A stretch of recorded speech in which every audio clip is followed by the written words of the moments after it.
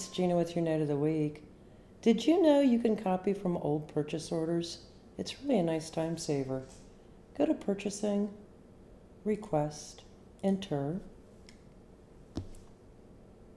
select my batch, assign a number to the purchase request, and as soon as you do that, you'll notice that this Copy PO button lights up. So if you click on it, you'll get a list of all your POs that you've ever created. You can sort by date, you can sort by vendor, pick a PO that you want to copy from. I'll pick this one. And the beauty of Copy PO is if your cost has changed in between the time you originally created the PO that you copied from, and now the cost is different, Counterpoint will look to your current item master cost and update it on the PO. And then all you have to do is post and done. Big time saver. If you have the type of business that you order the same merchandise over and over, you can even create a template purchase request to copy from in the future.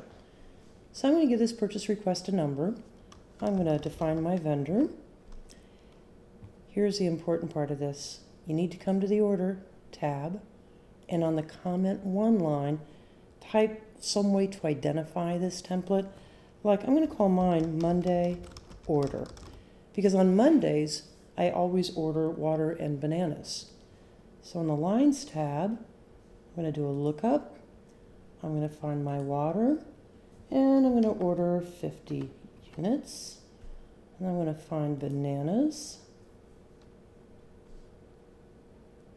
and I'm going to order 50 units.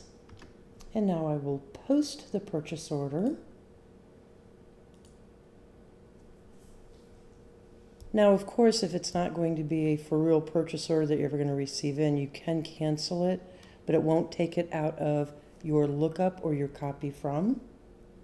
So let's go ahead. Now it's Monday.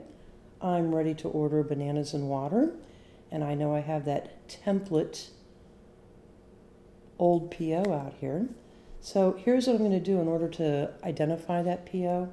I'm going to right click here where there's data, go into my column designer, add comment 1. I'm going to sort comment 1 descending, and here is my Monday order. Click OK, and now I can go to Lines, review the order. If I need to make cost or quantity changes, I can, and then go ahead and post, and it's done. So that's how to copy from an old PO.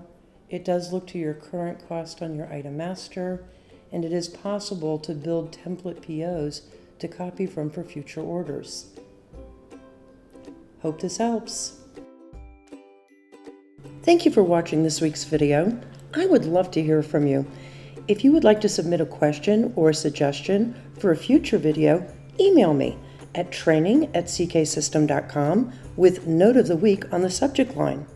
To request a free training catalog or to schedule training, call me at 888-476-7911, extension 3. And don't forget to like, share, and subscribe to our channel. See you next week.